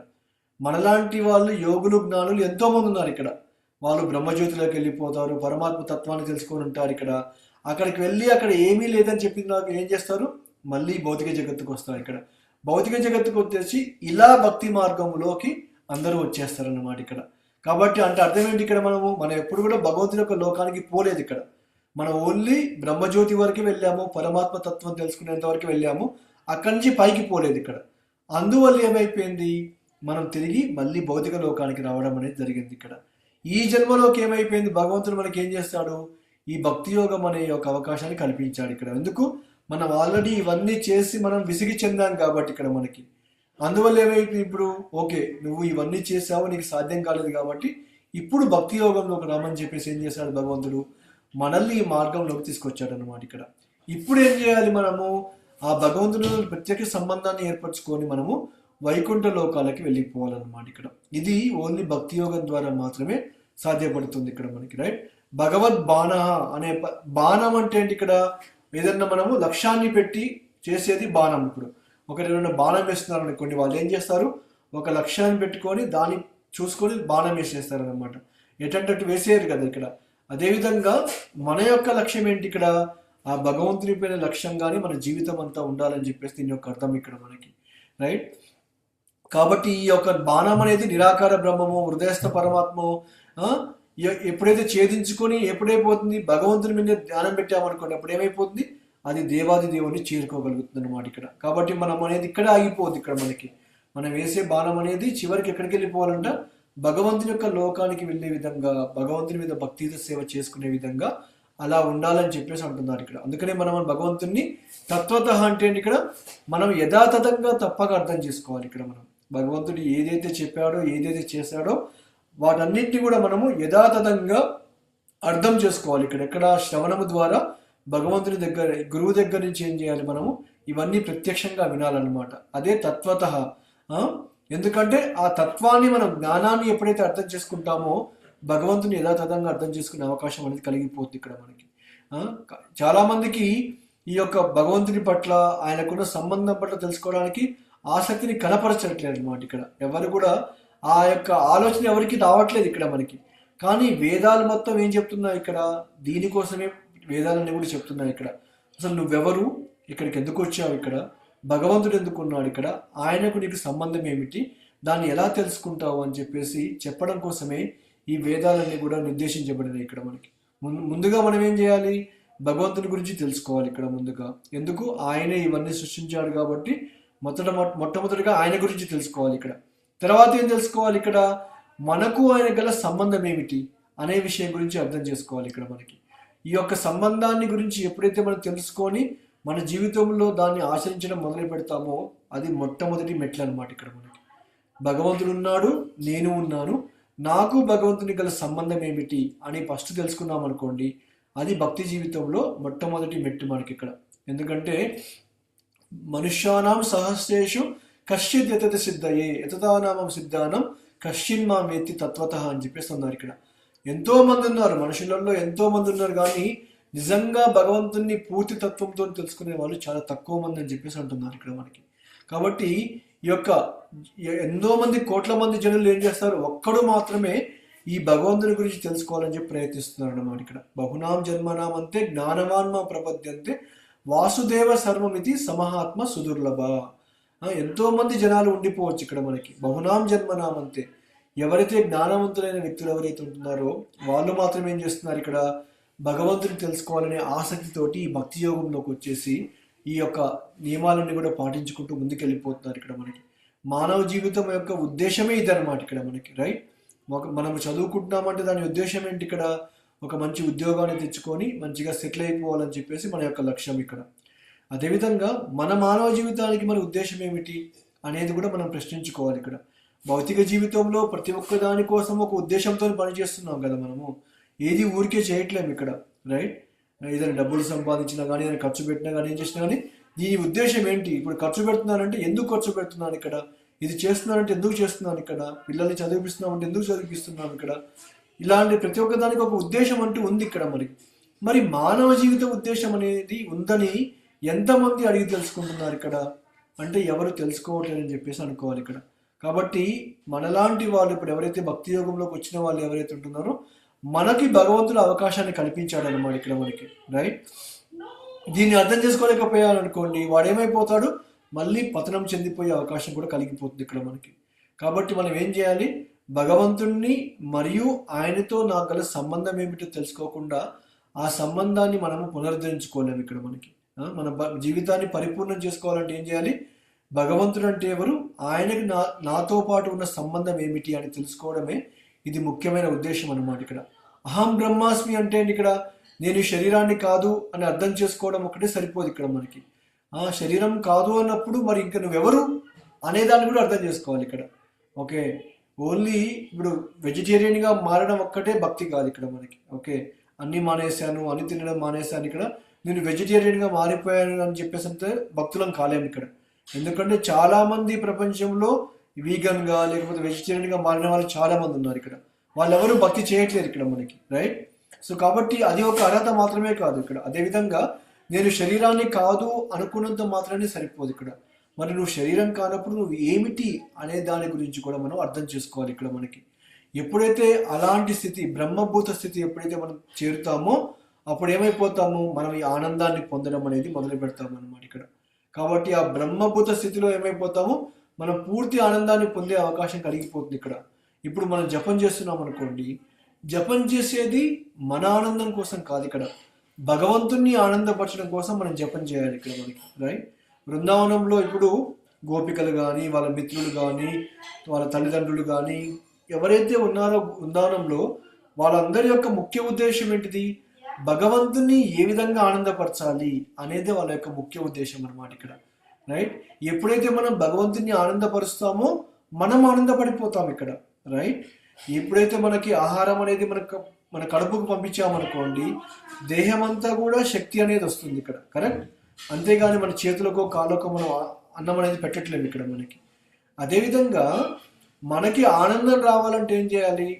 భగవంతుణ్ణి ఆనందపరచాలి ఇక్కడ. మనం జపం చేసినప్పుడు మన యొక్క లక్ష్యం ఏంటి ఇక్కడ? భగవంతునికి నా జపం ద్వారా ఏ విధంగా ఆనందపరచుకోవాలా, నేను నామాన్ని జపం చేసినప్పుడు ఆయన్ని ఏ విధంగా సంతృప్తిపరచాలి, ఇక్కడ నా నామం ద్వారా నా భక్తుడు చాలా మంచిగా చేస్తున్నాడు అని చెప్పేసి ఆయనకి ఆనందాన్ని ఏ విధంగా కనిపించాలా అనే భావన మనలో ఉండాలన్నమాట ఇక్కడ మనకి, రైట్. కాబట్టి ఎప్పుడైతే మనం భక్తి యోగ స్థితిలోకి వెళ్ళిపోతామో దాంట్లో ఆనందాన్ని మనం తెలుసుకుంటాం అన్నమాట ఇక్కడ మనకి, రైట్. లేకపోతే ఏమైపోతుంది? ఇవి ఆధ్యాత్మిక వైవిధ్యములు అంటే ఇక్కడ మనకి భౌతికంగా ఎన్నో రకాలుగా ఆనందించాలని ప్రయత్నిస్తున్నారు ఇక్కడ మనకి. కాకపోతే ఏమైపోతుంది? అవి నెరవేరలేదు కాబట్టి మళ్ళీ భౌతికమైన స్థితిలోకి వచ్చేసి ఇక్కడికి పతనం అయిపోతున్నారు ఇక్కడ మనకి. అందుకనే బ్రహ్మ సంహితలో బ్రహ్మదేవుడు ఏం చెప్పాడు ఇక్కడ? చింతామణి ప్రకర సద్మశుకల్ప వృక్ష లక్ష్యావృతేషు సురభి పరిపాలయంతం లక్ష్మీ సహస్ర సత సంభ్రమ సేవ్యమానం గోవిందమాది పురుషం తమహం భజామి. ఇప్పుడు బృందావన లోకం అంటే ఆ భగవంతుని యొక్క లోకం ఎలా ఉంటుంది అనే దాని గురించి ఈ శ్లోకంలో బ్రహ్మదేవుడు చెప్తున్నాడు అనమాట. ఇప్పుడు మనం ఇల్లు కట్టుకున్నాం అనుకోండి, ఇల్లు మనం దేనితో కట్టుకుంటాము? ఇటుకలతోటో లేకపోతే రాళ్ళతోటో మన ఇల్లు మనం కట్టుకుంటాం ఇక్కడ. కానీ అక్కడ గోలోకంలో అక్కడ ఇల్లులు ఎలా ఉన్నాయంట? చింతామణి అంటే చింతామణి యొక్క సమూహాలు ఏవైతే ఉన్నాయో, ఆ యొక్క వజ్రాలు ఏవైతే ఉన్నాయో వాటితో నిర్మించారంట ఇక్కడ మనకి, రైట్. మనం ఇక్కడ ఇటుకలతో నిర్మిస్తే అక్కడ భగవంతుని యొక్క లోకంలో చింతామణులతో నిర్మించబడ్డాయంట భగవంతులన్నీ కూడా. ఇక్కడ చింతామణి ప్రకర సద్మషు కల్పవృక్షం. కల్పవృక్షాలు అంటే ఏంటి? ఇక్కడ మనకి వాటి యొక్క భవనాల చుట్టూ ఏమి ఉన్నాయంట? కల్పవృక్షాలు ఉన్నాయంట ఇక్కడ. ఇప్పుడు మనకి ఏదైనా కావాలనుకున్నాం అనుకోండి, మనకు పండ్లు కావాలి, కూరగాయలు కావాలనుకున్నాం అనుకోండి, మనం ఏం చేస్తాము? ఎక్కడో మార్కెట్కి వెళ్ళేసి తెచ్చుకుంటాం ఇక్కడ. కానీ అక్కడ ఆ గోలోకంలో ఇవన్నీ అవసరం లేదు ఇక్కడ. ఆ చింతామణి భవనాల చుట్టూ కూడా కల్పవృక్షాలు ఉన్నాయి. చుట్టూ కూడా బయటికి వెళ్ళేసి ఒక వృక్షం దగ్గరికి వెళ్ళి పాలు ఇవ్వమంటే పాలు ఇచ్చేస్తుంది, పండ్లు ఇవ్వమంటే పండ్లు ఇచ్చేస్తుంది, కూరగాయలు అంటే కూరగాయలు మనకి ఏం కావాలంటే అన్ని ఇచ్చేస్తాయి అన్నమాట కల్పవృక్షాలు ఇక్కడ. మనం ఎక్కడికి పోవాల్సిన అవసరం లేదు ఇక్కడ. అది గోలోక బృందావనం యొక్క ప్రత్యేకత ఇక్కడ. అందుకని ఏమైపోయింది? ఇక్కడ ఆ చింతామణి అనే భవనాల సమూహం చుట్టూ ఏమైపోయింది? ఈ కల్పవృక్షాలన్నీ ఉన్నాయంట ఇక్కడ. కాబట్టి ఆ కల్పవృక్షాలకి మనం ఏమి చేయాల్సిన అవసరం లేదు ఇక్కడ. మనకి అన్నీ కూడా అవే ఇచ్చేస్తాయి అనమాట. మనకి కోరుకున్నదల్లి కూడా మనకు వచ్చేస్తుంది అక్కడ మనకి. అంతేకాదు ఇక్కడ ఏమైపోయిందంటే ఇక్కడ ఆ యొక్క చెట్ల కింద నీడల కింద ఏమున్నాయంట? కామధేనువులు ఉన్నాయంట ఇక్కడ. కామధేనువు అంటే ఏంటి? ఇక్కడ ఏంటి? మనం ఏం కోరుకుంటే అది చేస్తుంది ఇక్కడ కామధేనువు అనేది. ఇక్కడ ఆవులు అన్నమాట ఇక్కడ. ఆ యొక్క సురభి అనే ఒక ఆవులు ఏవైతే ఉన్నాయో అవన్నీ కూడా ఆ చెట్ల యొక్క నీడల్లో ఉన్నాయని చెప్పేసి అంటున్నారు ఇక్కడ. ఆ చల్లటి నీడల్లో అవన్నీ కూడా పోషించబడిపోతున్నాయి ఇక్కడ. అంతేకాదు భగవంతుని ఎలా సేవిస్తున్నారంట? లక్ష్మీ సహస్ర శత సంభ్రమ సేవ్యమానం. భగవంతుణ్ణి లక్షలాది కొలది లక్ష్మీ దేవతలు లేకపోతే గోపికలు చాలా ప్రేమతోటి ఆ పురుషోత్తముని సేవించుకుంటున్నారంట ఆ గోలోకంలో. అలాంటి గోవిందుని నిన్ను భజిస్తున్నానని చెప్పేసి బ్రహ్మదేవుడు చెప్తున్నాడు ఇక్కడ. ఇది ఒక వైకుంఠ లోకం లేకపోతే గోలోక బృందావనం యొక్క ప్రత్యేకత మనకి ఇక్కడ. అంటే ఆ లోకం ఎలా ఉంటుందని చెప్పేసి మనకి బ్రహ్మదేవుడు ఇక్కడ శాంపుల్ ఇస్తున్నాడు అనమాట ఇక్కడ మనకి, రైట్. చింతామణి మనులతోని భవనాలు నిర్మించబడ్డాయి ఇక్కడ. చుట్టూ ఎన్నో లక్షలాది కొద్ది కల్పవృక్షాలు ఉన్నాయి ఇక్కడ. దాని కింద కామధేనువులు ఉన్నాయి ఇక్కడ మనకి. అంతేకాదు లక్షలాది కొలది లక్ష్మీదేవతలు కూడా భగవంతుని ఎల్లప్పుడూ సేవించుకుంటూ వాళ్ళు ఉన్నారని చెప్పేసి కూడా చెప్తున్నారు ఇక్కడ మనకి, రైట్. అలాంటి గోవిందుని నిన్ను భజిస్తున్నాను అంటే భక్తి యోగంలో మనం పరిపూర్ణత్వాన్ని సాధిస్తే మనము పొందే ప్రయోజనం ఏమిటనే దాని గురించి ఇప్పుడు అర్థం చేసుకోవచ్చు ఇక్కడ మనకి. మన కోసము ఆల్రెడీ ఒక ఇల్లు ఆల్రెడీ రెడీగా ఉంది వైకుంఠ లోకంలో గోలోక బృందావనంలో. ఎప్పుడు వస్తామా అని చెప్పేసి ఉందన్నమాట. అది వేకెంట్గా ఉంది ఇప్పుడు మనకి ఇక్కడ. మనం పోయి దాన్ని ఫుల్ చేయాలి ఇక్కడ మనకి. సో భగవంతుడు ఎదురు చూస్తున్నాడు అనమాట. ఎప్పుడెప్పుడు వస్తాడా వీడు ఈ ఇంట్లోకి, ఎప్పుడెప్పుడు తీసుకెళ్ళిపోదామని చెప్పేసి భగవంతుడు ఎదురు చూస్తున్నాడు అనమాట ఇక్కడ. అంటే మిగతా యోగంలో చెప్పా కదా, జ్ఞానయోగం కానీ హఠయోగంలో ఈ వెరైటీస్ ఏమీ లేవు ఇక్కడ. అదంతా కూడా బ్లాంక్. ఇప్పుడు ఒక ఎంటీ, ఇప్పుడు ఎడారికి వెళ్ళామనుకోండి, ఎడారిలోకి వెళ్తే ఏముంటుంది? ఏమీ ఉండదు అక్కడ మనకి చేయడానికి. ఇక్కడ చెట్లు ఉండవు, నీళ్లు ఉండవు, అక్కడ మన తినడానికి తిండి కూడా ఏమీ ఉండదు అనమాట ఇక్కడ. అలాంటి దగ్గర పోయి ఆనందించమని చెప్పి అన్నారనుకోండి, ఎలా ఎంజాయ్ చేస్తారు? ఎంజాయ్ చేయలేము ఇక్కడ, రైట్? అదేవిధంగా ఈ బ్రహ్మజ్యోతిలో లీనం కావడం కానీ, పరమాత్మ యొక్క తత్వాన్ని తెలుసుకోవడం ఏదైతే ఉంటుందో ఇది కూడా దానితోని సమానం ఇక్కడ. కాకపోతే మనం ఎక్కడికి వెళ్ళాలి? దానికంటే ఇంతకు ముందైనా ఈ యొక్క భగవంతుని యొక్క ధామానికి వెళ్ళిపోవాలి ఇక్కడ. అది ఏ విధంగా? ఈ భక్తి యోగం ద్వారానే సాధ్యమవుతుందని చెప్పేసి అన్నారు ఇక్కడ. మన గ్రూప్లో కూడా పంపించారు ఇక్కడ మనకి. అక్కడికి వెళ్ళినాక ఏమైపోతుంది? ఇక్కడేమో మొట్టమొదటి శ్లోకంలో ఏం చెప్పాడు బ్రహ్మదేవుడు? ఆ యొక్క లోకము ఏ విధంగా ఉంటుందని చెప్పాడు ఇక్కడ. తర్వాత ఏం చెప్తున్నాడు ఇక్కడ? ఆ లోకములో ఉన్న భగవంతుడు ఎలా ఉంటాడని చెప్పేసి చెప్తున్నారు ఇక్కడ మనకి. వేణుం క్వనంతమరవింద దళాయతాక్షం బర్హావతం సమసితాంబుద సుందరాంగం కందర్పకోటికమనీయ విశేష శోభం గోవిందమాది పురుషం తమహం భజామి అని చెప్పేసి ఆ భగవంతుని గురించి వివరిస్తున్నాడు ఇప్పుడు ఇక్కడ. ఫస్ట్ ఆ లోకం గురించి వివరించాడు ఇక్కడ. భగవంతుడు ఎలా ఉన్నాడంటే ఇక్కడ వేణుం క్వనంతమర వింద దళాయ తాక్షం అని చెప్పేసి అన్నాడు ఇక్కడ. ఆ భగవంతుడు ఆ పిల్లని గ్రోవి మ్రోగించుకుంటూ చాలా ఆనందంలో ఉన్నాడంట ఇక్కడ. అంతేకాదు ఆయన కళ్ళు ఎలా ఉన్నాయంట? కమలం యొక్క దళములు ఎలా అయితే ఉన్నాయో ఆ విధంగా విశాలంగా ఉన్నాయని చెప్పేసి అంటారు అక్కడ. మనకి ఈ ప్రపంచంలో అద్భుతమైన అందమైన పుష్పం ఏదైనా ఉంది అంటే అది కమలం అన్నమాట ఇక్కడ. అందుకనే భగవంతుని కుంతిమారాన్ని ఏం చేసింది ఇక్కడ? ఆయన దేహాన్ని అంతటిని కూడా కమలముడితోని పోల్చిందనమాట ఇక్కడ. నమో పంకజ నాభాయ నమో పంకజమాలినే నమో పంకజ నేత్రాయ నమస్తే పంకజాంగ్రహే అని చెప్పేసి ఉన్నది. అంటే ఇక్కడ నమో పంకజ నేత్రాయ, ఆయన నేత్రాలు ఎలా ఉన్నాయంట? పంకజం యొక్క దళాలలాగా ఉన్నాయంట ఇక్కడ. బ్రహ్మదేవుడు అదే చెప్తున్నాడు ఇక్కడ. ఆయన మురళి మ్రోగిస్తున్నాడు ఇక్కడ, పిల్లని ఊతున్నాడు ఇక్కడ. ఆయన కళ్ళేమో కమల దళాల్లాగా విస్తారంగా ఉన్నాయి ఇక్కడ. అంతేకాదు బర్హావతం సమసితాంబుద సుందరాంగం, ఆయన యొక్క తలపైన ఏముందంటే ఇక్కడ నెమల పింఛనం అనేది ఆయన యొక్క శిరోభూషణం లాగా ఉందంటే ఇక్కడ మనకి. అంతేకాదు ఆయన యొక్క దేహం ఎలా ఉందంటే ఇక్కడ మనకి నీలమేఘ శ్యామంలో ఉన్నాడంటే ఇక్కడ మనకి. అందుకని మన మేఘాలు వచ్చినప్పుడు అంటారు కదా మనకి, ఆ నల్లటి మబ్బులు కమ్మినాయనుకోండి, వాటిని చూసగానే అర్థమైపోతుంది భగవంతుని యొక్క సౌందర్యం అనేది ఆ విధంగా ఉంటుందన్నమాట ఇక్కడ. ఆ యొక్క భగవంతుని యొక్క శరీరం యొక్క సౌందర్యాన్ని ఈ భౌతిక ప్రపంచంలోనే మనం అనుభవించి పొందవచ్చు ఇక్కడ. భగవంతుడు ఏం చేస్తాడు? ఆ యొక్క మేఘం యొక్క నీలి మేఘం యొక్క ఛాయని తీసేసుకున్నాడు అనమాట ఇక్కడ. అంటే ఆయన దేహం అనేది ఆ విధంగా ఉంటుందని చెప్పేసి ఇక్కడ అర్థం చేసుకోవచ్చు ఇక్కడ మనకి. అంతేకాదు కందార్ప కోటి కమనీయ విశేష శోభం, ఆయన యొక్క సౌందర్యం ఎలా ఉందంట? కోటి మన్మధులు ఒక దగ్గర పెట్టినా కానీ భగవంతుడి సౌందర్యాన్ని ముందు సాటి రావని చెప్పేసి అంటున్నారు. ఒక్క మన్మధుడు ఉంటేనే అందరినీ కూడా అట్రాక్ట్ చేయగలుగుతాడు, ఆకర్షించగలుగుతాడు ఇక్కడ. అలాంటి మన్మధులు కోటి మంది ఉన్నా కానీ భగవంతుని యొక్క సౌందర్యం ముందు సాటి రాదని చెప్పేసి అంటున్నారు ఇక్కడ. కాబట్టి అలాంటి భగవంతుని నేను సేవిస్తున్నానని చెప్పేసి ఇక్కడ బ్రహ్మదేవుడు కొనియాడుతున్నాడు ఇక్కడ. అంటే మనం భక్తియుత సేవలో మనం కోరుకునేది అలాంటి భగవంతుని చూడడం కోసము. మన భక్తియుత సేవ అంతా కూడా దానికోసమే ఉందన్నమాట ఇక్కడ. అక్కడికి వెళ్ళినప్పుడు మనం భగవంతుని చూడవచ్చు ఇక్కడ. ఇప్పుడు మనకి భౌతిక ప్రపంచంలో ఎంతోమంది రాధాకృష్ణులు చూస్తుంటాం ఇక్కడ. హ్యాబిట్స్కి వెళ్తే ఒక విధంగా, అత్తాపూర్కి వెళ్తే ఇంకో విధంగా, మాయాపూర్కి వెళ్తే ఇంకో విధంగా, బృందావనానికి వెళ్తే ఇంకో విధంగా, వేరు వేరు కృష్ణుని యొక్క అవతారాలు చూస్తుంటాం ఇక్కడ. మన నిజమైన కృష్ణుడు ఎలా ఉంటాడు ఇక్కడ అది మనకు తెలియదు, అక్కడికి వెళ్తే కానీ మనకు తెలియదు అనమాట. ఆయన యొక్క రూపం ఎలా ఉంటుంది, ఆయన ఎలా ఉంటాడు అనేది ఇక్కడ మనం అనుభూతి చేసుకోలేము ఇక్కడ. కాకపోతే మనకేం చేశారు ప్రభుపాల వారు? ఈ విధంగా ఇలాంటి విగ్రహాలన్నింటి కూడా స్థాపించేసి ఈ విధంగా మీరు అనుభూతి చెందమని చెప్పేసి చెప్పడం జరిగింది ఇక్కడ. ఈ శ్లోకంలో వివరించినట్టు భగవంతుడు అంటే ఎలా ఉంటాడంటే ఈ శ్లోకంలో చెప్పినట్టు ఇక్కడ ఎప్పుడు పిల్లని గ్రోవి వాయిస్తుంటాడు ఇక్కడ. ఆయన కళ్ళు కమల దళాలాగా ఉంటాయి ఇక్కడ. అంతేకాదు శిరస్సు పైన నెమలి పింఛాన్ని ధరించాడు ఇక్కడ. నీలమేఘ శ్యామంలో ఉంటుంది ఆయన శరీరం ఇక్కడ. కోటి మన్మధుల యొక్క సౌందర్యం కూడా ఆయన ముందు సాటిరావు అని చెప్పేసి చెప్పడం కూడా జరిగిపోయింది ఇక్కడ. ఇంత గొప్ప అనుభూతి ఇంకా ఏ యోగంలో ఉంటుంది చెప్పండి ఇక్కడ? జ్ఞానయోగంలోనేమో కళ్ళు మూసుకొని శూన్యం పైన ధ్యానం చేస్తున్నారు ఇక్కడ. అందం ఏముండదు అక్కడ, వెరైటీ ఏముండదు అక్కడ. జస్ట్ ఒక శూన్యం పైన ధ్యానం చేయడం, దానివల్ల ఎలా ఆనందం కలుగుతుంది, ఎలా అనుభూతి కలుగుతుంది ఇక్కడ.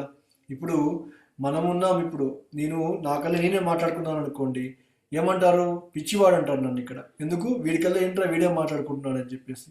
మాట్లాడాలంటే ఒక వ్యక్తి ఉంటేనే మాట్లాడగలుగుతాం మనం ఇక్కడ, లేకపోతే నాకంటే నేను మాట్లాడుకోలేను ఇక్కడ, రైట్? అదే ఇప్పుడు జ్ఞానయోగంలో వాళ్ళు చేసే పని అదే అనమాట ఇక్కడ.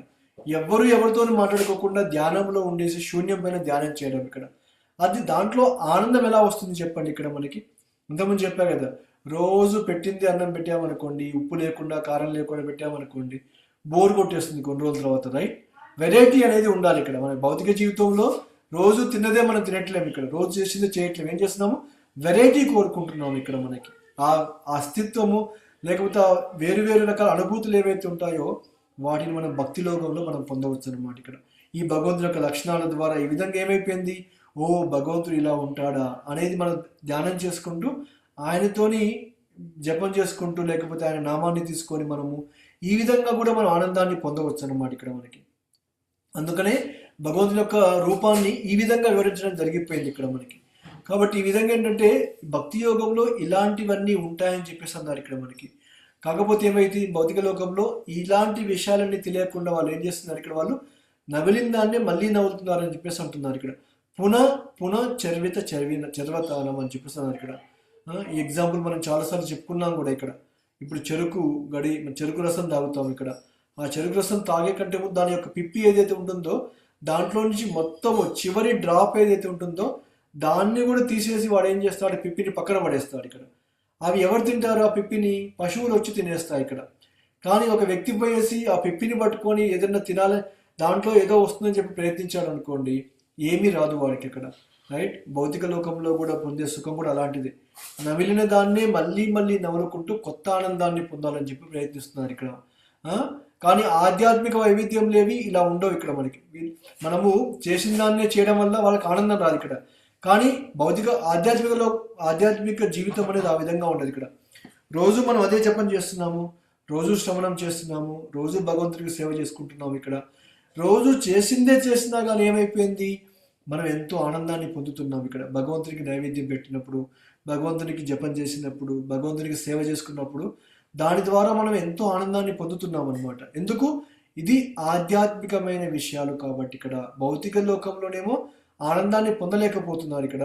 కానీ ఆధ్యాత్మిక లోకంలో వాళ్ళేమో వేరువేరుగా వెరైటీ చేసి ఏదో ఆనందాన్ని పొందాలని చెప్పి ప్రయత్నిస్తున్నారు. అయినా సరే ఆనందం దొరకట్లేదు ఇక్కడ. కానీ భక్తి జీవితంలో ఏంటి, ఇక్కడ చేసిన దాన్ని మళ్ళీ మళ్ళీ చేసుకుంటూ ఎంతో ఆనందాన్ని పొందుతున్నాం అనమాట ఇక్కడ.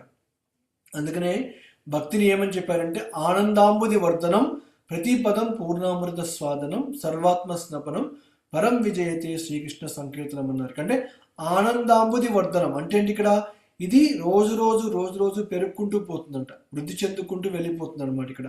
ఇది సముద్రం కంటే గొప్పది ఇక్కడ మనకి. ఇది మామూలు సముద్రమే చాలా పెద్దది అంటాం ఇక్కడ. కానీ మనం భక్తి ద్వారా వచ్చే ఆనందం ఏంటంట, ఈ సముద్రం కంటే గొప్పదంట ఇక్కడ. సముద్రం ఎప్పుడూ పెరిగిపోదు ఇక్కడ మనకి. దానికి పరిమితులు అంటే ఉంటాయి ఇక్కడ మనకి. కానీ భక్తిలో పరిమితులు అనేవి ఏమీ లేవు ఇక్కడ మనకి. ఎంతగా మనం భక్తి చేసుకుంటామో అంతగా ఆనందాన్ని పొందుకుంటూ ఆనందం అనేది ఇంకా పెరుగుకుంటూ పోతుంది తప్పిస్తే ఏ రోజు తగ్గడం అనేది ఉండదు ఇక్కడ మనకి.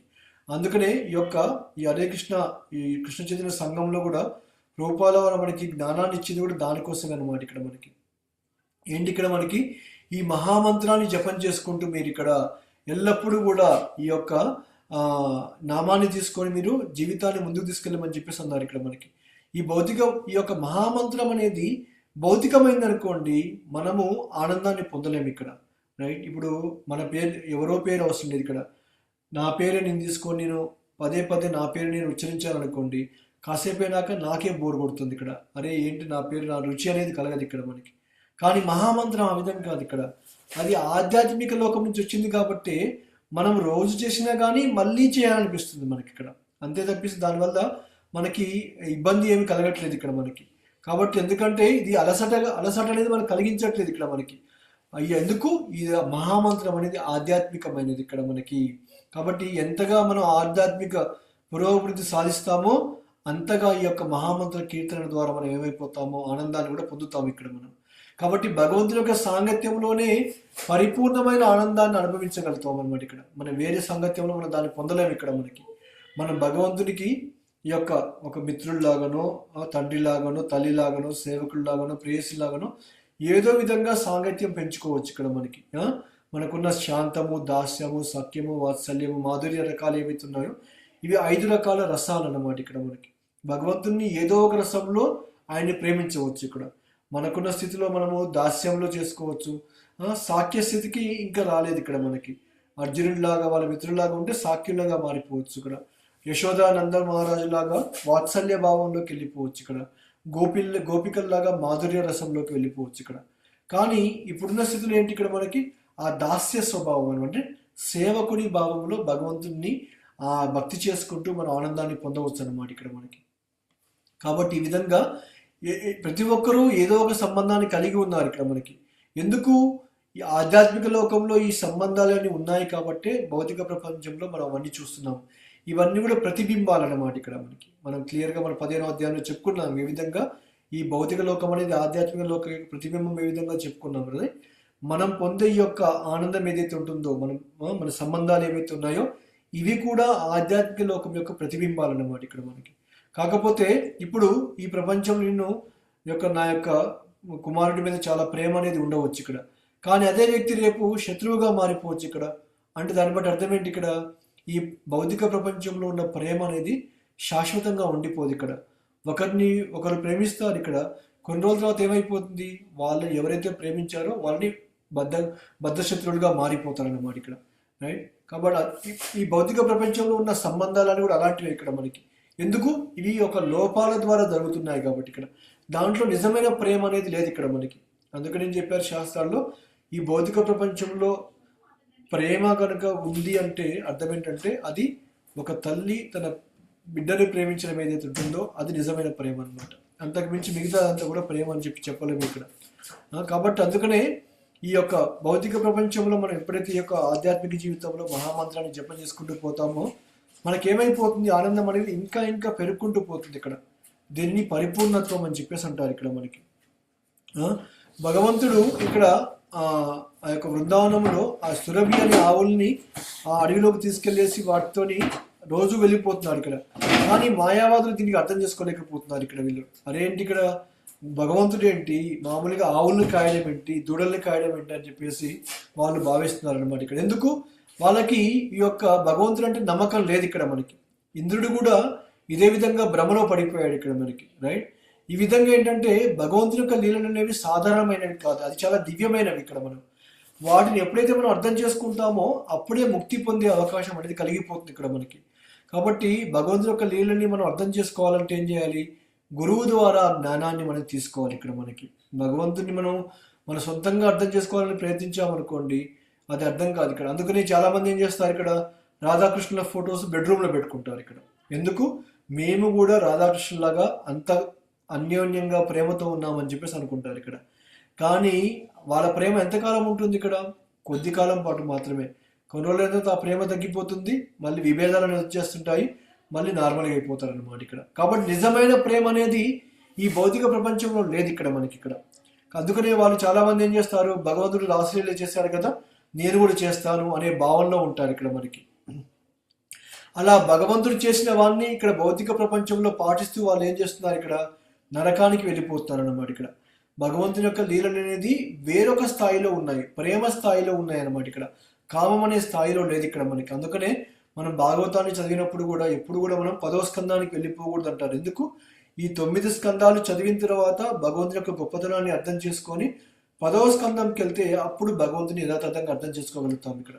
లేకపోతే ఏమైపోతుంది, మన యొక్క అసంపూర్ణమైన ఇంద్రియాలతోని డైరెక్ట్గా 10వ స్కందానికి వెళ్ళిపోయి భగవంతుని తెలుసుకోవాలని ప్రయత్నించామనుకోండి, దానివల్ల మనం ప్రయోజనం అనేది పొందలేము ఇక్కడ మనకి. ఈ విషయాన్ని అనేది చాలా మందికి అర్థం కావట్లేదు ఇక్కడ మనకి. కాబట్టి భగవంతుని మనం శ్రవణం చేయాలి, ఆయన నామాన్ని రోజు మనం కీర్తించాలి ఇక్కడ మనకి, ఆయన్ని పూజించాలి, ప్రార్థించాలి, ఇవన్నీ చేయాలి ఇక్కడ. అంతేకాదు గురువు చెప్పిన విధంగా భగవంతుని సేవ చేసుకుంటూ వెళ్ళిపోవాలి ఇక్కడ మనకి. ఇప్పుడు రామాయణంలో హనుమంతుడు ఉన్నాడు అనుకోండి, ఏం చేశాడు, రాముడు ఏదైతే ఆజ్ఞ చెప్పాడో అవన్నీ పాటించాడు ఇక్కడ మనకి. మామూలుగా ఏంటి హనుమంతుడికి విద్య అనేది లేదు ఇక్కడ మనకి, అయినా సరే ఆయన వేదాంతాన్ని బోధించలేదు, ఇవన్నీ చేయలేదు. కానీ భగవంతుడు ఏదైతే చెప్పాడో దాన్ని పాటిస్తే పరిపూర్ణత్వాన్ని చెందాడు ఇక్కడ మనకి. ఇప్పుడు ఎప్పుడు కూడా హనుమంతుడు గొప్ప గొప్ప పాఠశాలకి వెళ్ళి చదువుకున్నాడని చెప్పాడు ఇక్కడ మనం వినం ఇక్కడ మనం. బట్ అయినా సరే ఈ రోజు కూడా మనకి రాముడి పేరు రాగానే ఫస్ట్ గుర్తొచ్చేది ఎవరికి, హనుమంతుడి పేరే గుర్తొస్తుంది ఇక్కడ.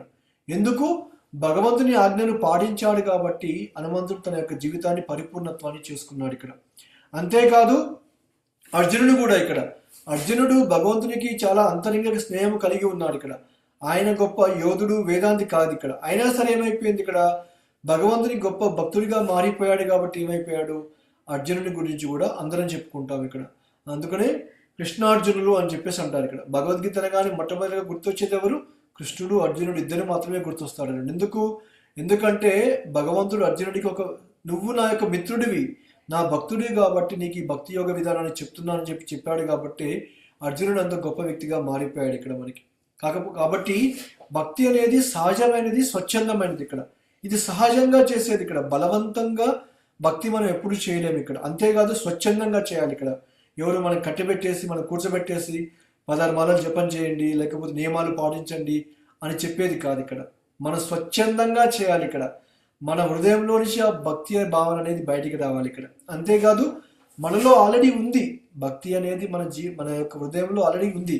కాకపోతే ఏమైపోయింది ఇక్కడ, కప్పబడిపోయింది అన్నమాట ఇక్కడ. నిప్పు కింద రగిలించినప్పుడు ఏమైపోతుంది, ఫస్ట్ పొగ వస్తుంది బయటికి, కింద నిప్పు ఉంటుంది కానీ కనపడదు అనమాట ఇక్కడ. అదేవిధంగా మన భక్తి కూడా ఏమైపోయింది, మన హృదయంలో కప్పబడిపోయింది అనమాట ఇక్కడ. అది బయటికి రాలేదు ఇక్కడ. ఎప్పుడైతే ఈ యొక్క సత్సంగంలోకి వస్తామో, ఈ యొక్క ఆధ్యాత్మిక జ్ఞానాన్ని ఎప్పుడైతే మనం తెలుసుకుంటామో అప్పుడు ఏమైపోతుంది, సహజంగా అది బయటకు వస్తుంది ఇక్కడ. అందరూ కృష్ణ చైతన్యవంతులే, ఈ ప్రపంచంలో ఉన్న వాళ్ళందరూ కృష్ణ చైతన్యవంతులే. కాకపోతే ఏమైపోయింది, వాళ్ళ చైతన్యం అనేది కప్పబడిపోయింది ఇక్కడ. ఎవరైతే ఈ సాంగత్యంలోకి వస్తారో, ఈ జ్ఞానాన్ని ఎవరైతే తెలుసుకుంటారో అలాంటి వాళ్ళు ఏమైపోతుంది, స్వచ్ఛందంగా భక్తిని చేయడం అనేది మొదలు పెడతారనమాట ఇక్కడ. అందుకని ఇక్కడ ఏం చెప్తున్నారు, శ్రీకృష్ణ భగవాన్ని మనము నిస్వార్థంగా సేవించాలని చెప్పేసి అంటున్నారు ఇక్కడ. మన స్వార్థం కోసం భగవంతుని సేవించకూడదు ఎప్పుడైనా సరే ఇక్కడ. భగవంతుని ఏ విధంగా సంతృప్తి పరచాలా అనే భావం మనలో ఉండాలి తప్పిస్తే నా యొక్క అవసరాలు ఏ విధంగా తీర్చుకోవాలనే భావన మనకు ఉండకూడదు ఇక్కడ మనకి. కాకపోతే కృష్ణుడు ఇంకొక అడుగు ముందుకేసి ఏం చెప్పాడు ఇక్కడ, మీరు అయినా పర్లేదు స్వార్థంతో భక్తి చేసినా కానీ నాకే చేయమని చెప్పేసి అన్నాడు అనమాట ఇక్కడ మనకి. ఎందుకంటే ఈ యొక్క ధ్రువ మహారాజ్ యొక్క ఉదాహరణ తీసుకుందాం అనుకోండి. ఏం చేస్తాడు ఇక్కడ, ప్రారంభంలో భగవంతుని స్వార్థంతో ఆరాధించాడు ఇక్కడ. అంటే ఇక్కడ నేను నా తాత కంటే ముత్తాత కంటే గొప్ప రాజ్యం పొందాలని చెప్పేసి అడవిలోకి వెళ్ళేసి నారాయణ యొక్క మహామంత్రాన్ని జపం చేశాడు ఇక్కడ. అది ఏంటి, స్వార్థంతో వెళ్ళాడు ఇక్కడ. కానీ ఎప్పుడైతే భగవంతుడు ప్రత్యక్షం అయిపోయాడో, విష్ణుమూర్తి ప్రత్యక్షం అయిపోయాడు, ఏమైపోయింది, ఆ నిస్వార్థాన్ని మొత్తం పక్కన పెట్టేసి ఏమైపోయాడు, భగవంతునికి గొప్ప భక్తుడిగా మారిపోయాడు అనమాట ఇక్కడ. అప్పుడు ఏమన్నాడు ఇక్కడ, నాకు ఏమి వద్దు ఇక్కడ, నీ సేవ తప్ప నాకు ఏ వరము అవసరం లేదని చెప్పేసి ధ్రువుడు స్వయంగా చెప్పాడు అనమాట ఇక్కడ. కాబట్టి ఈ విధంగా ఎప్పుడైతే భగవంతుని యొక్క గుణాల గురించి శ్రవణం చేసుకుంటూ భగవంతుని యొక్క కృష్ణ చైతన్యం పట్ల ఆకర్షితులమయ్యామనుకోండి, మన జీవితం కూడా పరిపూర్ణమైపోతుంది ఇక్కడ మనకి. రైట్, తస్మాత్ కేనాప్యుయాయన మన కృష్ణ నివేశాత్ అంటే ఇక్కడ ఏదో విధంగా మీరు ఏదో ఒకటి చేసేసి ఏం చెప్తున్నారు ఇక్కడ, మన మనస్సుని లగ్నం చేయమని చెప్పేసి అంటున్నారు. ఏనకేన ప్రకారేణ మన కృష్ణ నివేశయాత్. మీరు ఏం చేస్తారో తెలియదు ఇక్కడ, మనం ఏం చేస్తామో తెలియదు ఇక్కడ. ఏదో విధంగా మీ యొక్క మనస్సుని ఆ భగవంతుని పైన అంటే ఆ యొక్క కేంద్రీకరించమని చెప్పేసి అంటున్నారు ఇక్కడ మనకి.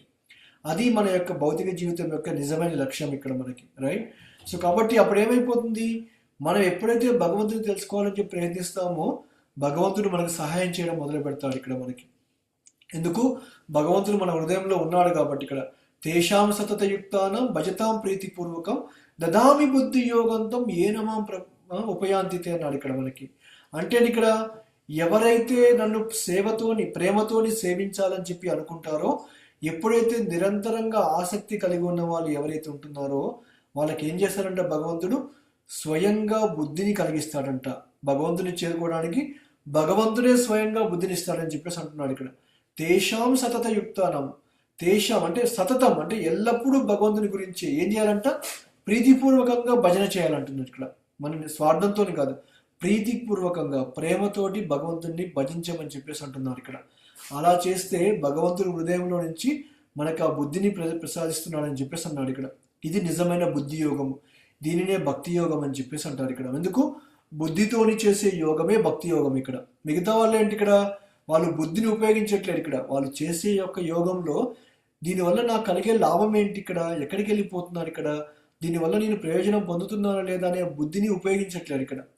కాబట్టి అందుకనే వాళ్ళు సఫలీకృతం కాలేకపోతున్నారు ఇక్కడ.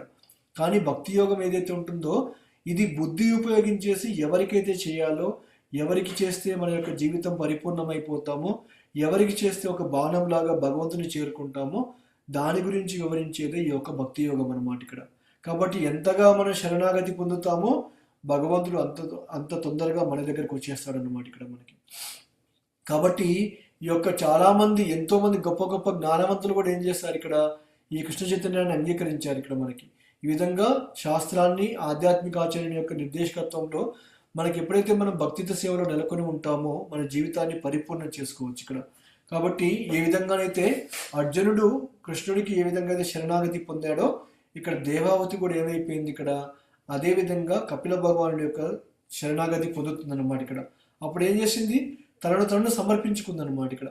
మన జీవితంలో కూడా ఏ యోగం అయితే ఉత్తమమైనదో మనం తెలుసుకున్నాం ఇప్పుడు. భక్తి యోగం అనేది ఉత్తమమైనది మనకు క్లియర్గా అర్థమైపోయింది ఇక్కడ. ఎన్నో ఎగ్జాంపుల్స్ కూడా మనం చెప్పుకున్నాం ఇక్కడ, రైట్. ఇన్ని యోగాల ద్వారా పరిపూర్ణత సాధించాలి, మన జీవితంలో మన లక్ష్యాన్ని సాధించాలి అంటే ఉన్న ఏకైక మార్గం భక్తి యోగం ఇక్కడ.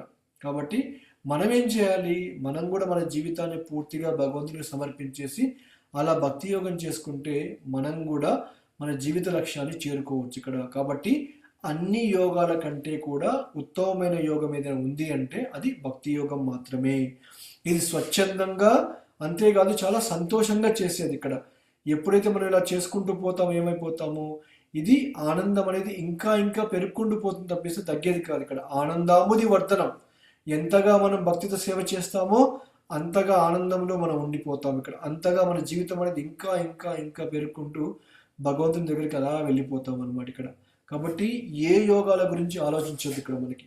ఓన్లీ భక్తి యోగమే మన జీవితం ఉన్న ఏకైక లక్ష్యము, అదే చేసుకోవాలి ఇక్కడ. దాని ద్వారా మన జీవితాన్ని కూడా పరిపూర్ణం చేసుకోవాలని ఈ శ్లోకం ద్వారా మనం అర్థం చేసుకోవచ్చు ఇక్కడ, రైట్. సో ఇది ఈ శ్లోకం ద్వారా ఏ విధంగా అన్ని యోగాల కంటే భక్తి యోగం గొప్పదనే విషయం గురించి మనం తెలుసుకున్నాం ఇక్కడ, రైట్. సో దీని మించి మనం ఇంకేం చేయకూడదు ఇక్కడ. శ్రీకృష్ణ భగవానునికి సేవ తప్పిస్తే ఇంకా ఎవరికి సేవ చేసుకోవాలని కూడా మనం అనుకోకూడదు అన్నమాట ఇక్కడ. అది భక్తి యోగం యొక్క గొప్పతనం మనం ఇక్కడ. హరే కృష్ణ. ఇది ఈ యొక్క శ్లోకం యొక్క సారాంశం. జై. హరే కృష్ణ ప్రభు. హరే కృష్ణ.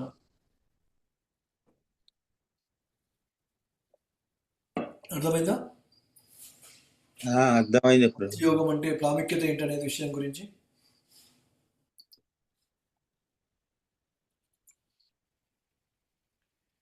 ఇప్పుడు భక్తి యోగం చేసే ప్రతి ఒక్కరు ఇంతకు ముందు మీరు చెప్పినట్టు జ్ఞానయోగం, ధ్యాన యోగం, కర్మయోగం ఇవన్నీ చేసి వెనక తిరిగి వచ్చిన వాళ్ళు అనమాట. Exactly, yes.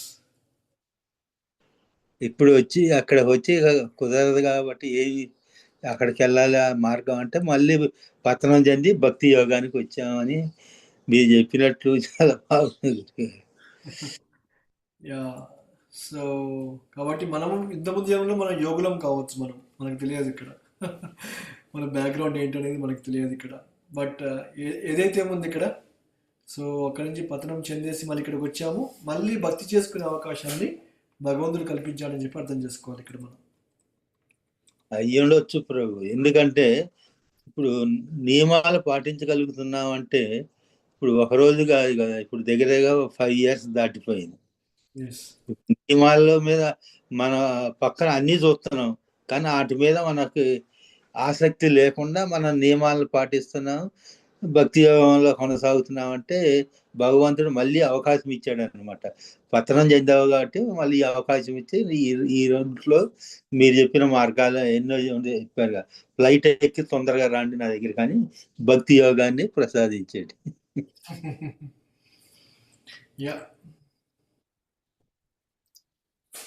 ప్రభు నాకు ఒక చిన్న డౌట్ ప్రభు, మనం ఈ పన్నీర్ తినొచ్చా ప్రభు? ఆఫ్ కోర్స్ మంచిగా తినొచ్చా? నేను పన్నీర్ తింటలేదు. ఎందుకు తింటలేదు అంటే పన్నీర్ తినకూడదు అని తింటలేదు ప్రభు. అంటే ఇండియాలో దొరికే పన్నీర్ అనేది ఎంతవరకు క్వాలిటీ అనేది తెలియదు మనకి. కాబట్టి ఎందుకంటే మొత్తం కలుషితం అయిపోయింది ఇండియాలో, మొత్తం ప్రస్తుతానికి అన్ని కలుషితం అయిపోయినాయి. వీలుంటే మంచి పాలు కొనుక్కొచ్చుకొని ఇంట్లోనే తయారు చేసుకోండి పన్నీరు. అది పెద్ద కష్టమైన విషయం కాదు ఇక్కడ. పన్నీర్ చేసుకోవడం అనేది సులభమే ఇక్కడ. బట్ ప్రాసెస్ ఏంటి పెద్దగా, పాలు వేడి చేయడము, దాంట్లో నిమ్మకాయ రసాన్ని పిండడమే ఇక్కడ దాంట్లో. పిండితే దాన్ని తీసేసి ఒక క్లాత్లో పెట్టేసి ఒక వెయిట్ పెట్టేస్తే పన్నీర్ అయిపోయినట్టు ఇక్కడ. సో కాబట్టి బయట నుంచి తెచ్చిన పన్నీర్ ఎప్పుడు తెచ్చుకోకండి, ఎందుకంటే అది మంచిది కాదు ఇక్కడ. ఇప్పుడు చాలాసార్లు ఎన్నో రకాల న్యూస్లు కూడా వచ్చాయి పేపర్లలో కూడా, బయట దొరికే పన్నీరు స్వచ్ఛమైనది కాదు అని చెప్పేసి ఇక్కడ. కాబట్టి వీలుంటే ఇంట్లో చేసుకోవడం బెస్ట్. ఒకవేళ ఇంట్లో చేసుకోలేకపోతే తినకుండా ఉండడం బెస్ట్. ఎందుకంటే అది ఎక్కడి నుంచి వస్తుందో, ఎలా ప్రాసెస్ చేశారో, ఎవరు చేశారో అనేది చాలా కష్టతరమైన విషయం అన్నమాట ఇక్కడ. దాన్ని మనం ఊహించలేము ఇక్కడ మనకి ఎలాంటిది అనే విషయం. కాబట్టి ఇండియాలో పన్నీరు బయట తినకూడదు, బయట కొనుక్కోకండి. వీలుంటే ఇంట్లో చేసుకోండి, లేకపోతే వదిలేసేయండి, తినడమే మానేసేయండి. తినకపోవడం వల్ల పెద్ద నష్టమేం లేదు ఇక్కడ, మనం కోల్పోయేది ఏం లేదు పన్నీర్ తినకపోవడం వల్ల. యా, మీకు తెలిసిన వాళ్ళు ఎవరైనా ఉంటే వాళ్ళ దగ్గర నుంచి పాలు తెప్పించుకొని మీరు తయారు చేసుకోండి ఇంట్లో పన్నీర్.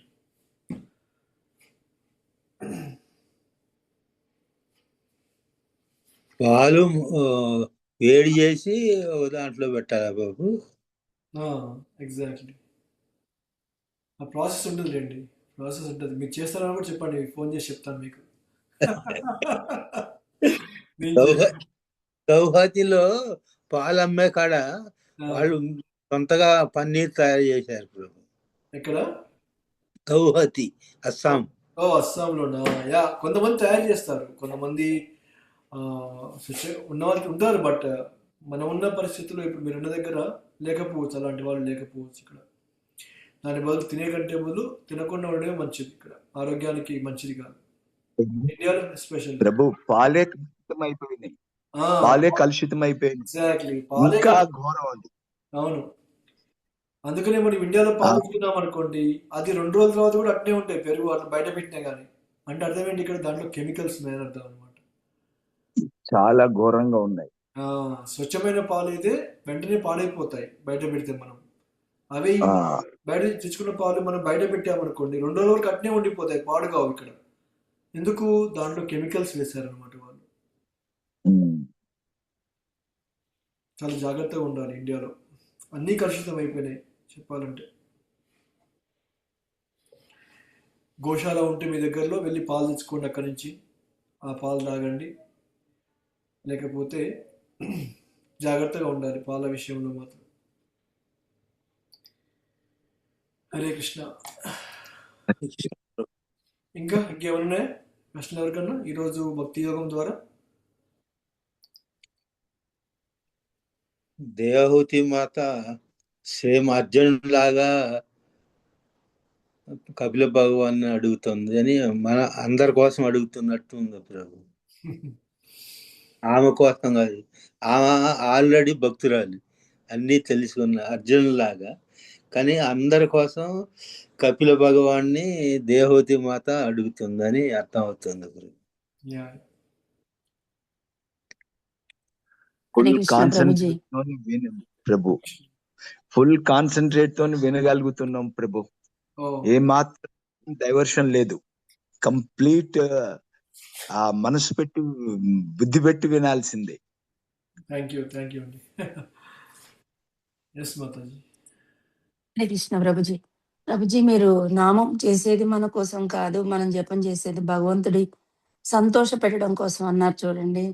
అది చాలా బాగా నచ్చింది ప్రభుజీ. అది అట్లాగే నేను 4-5 పాయింట్లు రాసుకున్నాను, అవి ఒకసారి మీకు వినిపిద్దాం అనిపించింది ప్రభుజీ. చెప్పండి. ఓ నామ ప్రభు, మీ నామం నా నాలుకపై ఉండనివ్వండి. లోకంలోని ఆశలు నెమ్మదిగా విడిపోవాలి, అడ్డంకులన్నీ మీ నామంతో తొలగిపోవాలి. ఓ నామ ప్రభు, మీ నామం శాశ్వత జ్ఞానం, ఆనందంతో నిండినది. ఓ శ్యామసుందర, ఓ యశోదానందన, మీ నామమే నా ఆనందం. ఓ నామ ప్రభు, జపం నా సంతృప్తి కోసం కాదు, మిమ్మల్ని ఆనందపెట్టే సేవగా మారేలా నాకు సరైన బుద్ధి ఇవ్వండి. ఓ నామ ప్రభు, నా జీవితం జపం కోసమేనని ఎప్పుడూ మరచిపోకుండా నాకు జ్ఞాపకం ఇవ్వండి. ఓ నామ ప్రభు, భాగవత ధర్మానికి పరమ లక్ష్యం మీ నామమే. మాయ, మానసిక రోగాలకు మీ నామం మీ నామం తప్ప ఇంకొకటి లేదు.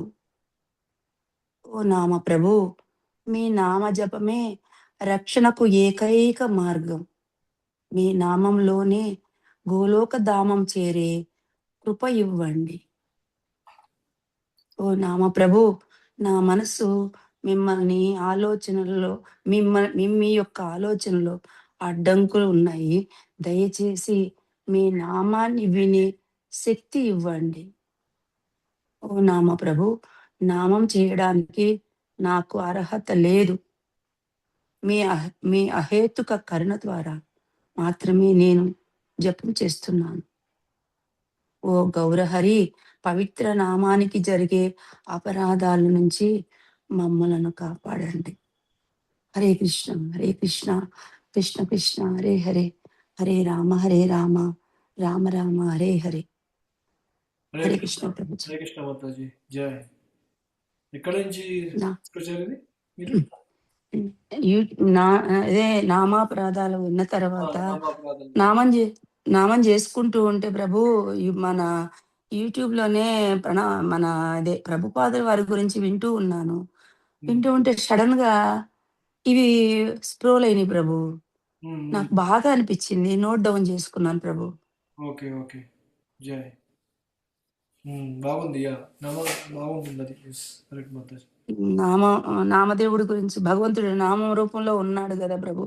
జపం చేస్తున్నాం కదా, ఇది ఒకసారి మనం మనసులో చదువుకొని మనం నామం చేసుకున్నంటే జపం భగవంతుడికి దగ్గరగా ఉన్నట్టుగా అనిపించిద్దని అనిపించి రాశాను ప్రభు. మీ అందరికీ కూడా ఇది చెప్పాలి, చెప్తే మన వాళ్ళందరూ కూడా తెలుసుకుంటారు అనిపించింది ప్రభు.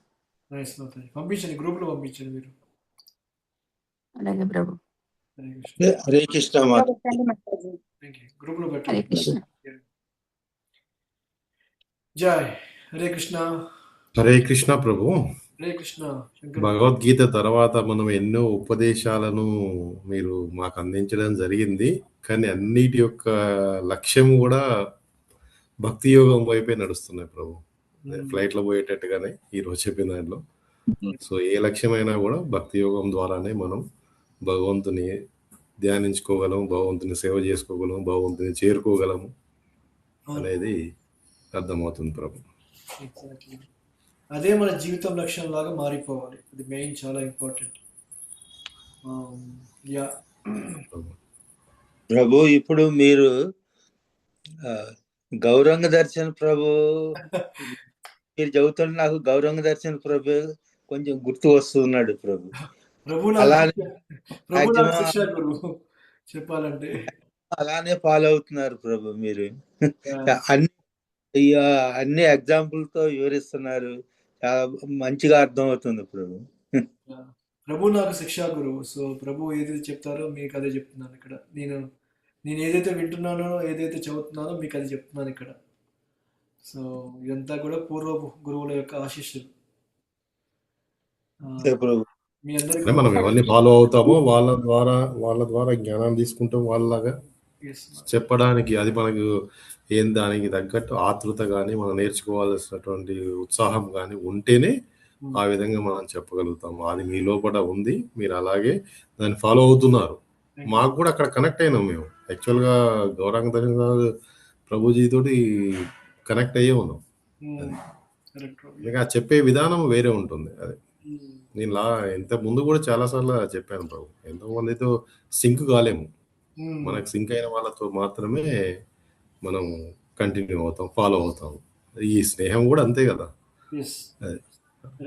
ఉంటారు 10 మందో 20 మంది 50 మంది ఉంటారు. అందులో ఉన్నటువంటి ఇద్దరు ముగ్గురు మాత్రమే మనతో పాటు ప్రయాణం చేస్తుంటారు.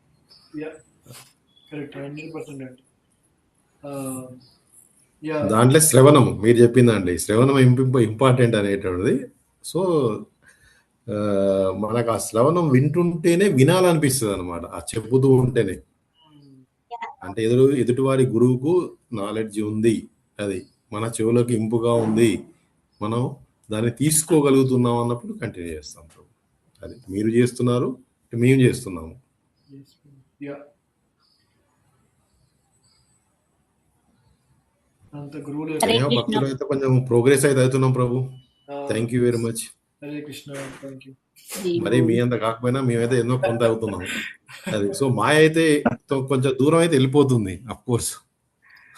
మీరే ఎక్కువగా ముందుకెళ్ళిపోతుంటారు చెప్పాలంటే. జయ హరే కృష్ణ ప్రభు. మాతాజీ. హరే కృష్ణ. స్టెప్స్ కాదు ప్రభు, లిఫ్ట్ లోనే పంపిస్తున్నారు మీరు. Thank you Mataji. మాత్రం ప్రయత్నం చేస్తున్నాం ప్రభు. యా అదొక్కటే మన చేతిలో ఉంది, ప్రయత్నించడమే మన చేతిలో ఉంది, మిగతా అంతా ఆయన చూసుకుంటాడంతా. సో మనం చేయవలసింది ప్రయత్నించడం వరకు మాత్రమే. చెప్పా కదా ఇక్కడ, మనం ఎప్పుడైతే భగవంతుడితో ప్రేమతో చేస్తామో ఆ బుద్ధిని భగవంతుడు కల్పిస్తాడు అనమాట మనకి. Yes, ప్రభు. ఆ ప్రయత్నం అనేది మనం చేయాలి ఇక్కడ మనకి, అది తప్పనిసరి మనకి ఇక్కడ. అదే చెప్పారుగా ప్రభు, మెట్లెక్కి కాకుండా లిఫ్ట్ లోనే వెళ్ళేటట్టు ప్రయత్నం చేయాలని. ఎగ్జాక్ట్లీ, మెట్లు ఎక్కిపోవద్దు. మనం 10 అంతస్తుల బిల్డింగ్కి వెళ్ళాలంటే లిఫ్ట్ తీసుకుంటే ఫాస్ట్గా వెళ్ళిపోతాం మనం. అదే ప్రభు. ఆ దారి ఈ దారి అని చెప్పి పట్టుకుని పోయామనుకోండి, చాలా సమయం పడుతుంది మనకి, అంత టైం కూడా మన దగ్గర లేదు. సో కాబట్టి ఆ టైం రాకముందుకే ముందే మనం డిసైడ్ అయిపోయి బయటపడిపోవాలి ఇక్కడి నుంచి. హరే కృష్ణ. హరే కృష్ణ. ఓకే, సో రేపు మనము హరే కృష్ణ ప్రభు. హరే కృష్ణ. ప్రభు మీరు ఇందాక చెప్పిన వాటిల్లో ఇక్కడ ఈ ప్రేమలన్నీ కల్పితాలే, ఇవన్నీ మన త్రిగుణాలకు లోబడే ఉంటాయి. భార్యాభర్త ప్రేమ గాని, తల్లి పిల్లల ప్రేమ గాని, ఇవన్నీ కూడా ఇక్కడే ఉంటాయి అన్నది అది 100%, 200% కరెక్ట్ ప్రభు. ఎందుకంటే మా జీవితంలోనే చూస్తున్నాను నేను. మా అమ్మగారు తమ్ముడిని ప్రాణం, ఎంత ప్రాణం అంటే ముగ్గురు పిల్లలం మేము, కానీ మా తమ్ముడు అంటే మా అమ్మకి చాలా ప్రాణం. వాడంటే పిచ్చి ఇష్టం ఆమెకి. వాడు ఎన్ని తప్పులు చేసినా, ఎన్ని పొరపాట్లు చేసినా ఆమె చాలా ప్రేమగా చూసుకునేది. అలాంటిది తన సర్వస్వాన్ని తమ్ముడికి అప్పచెప్పేసింది, ఉన్న డబ్బులన్నీ, పొలాలు గిలాలన్నీ.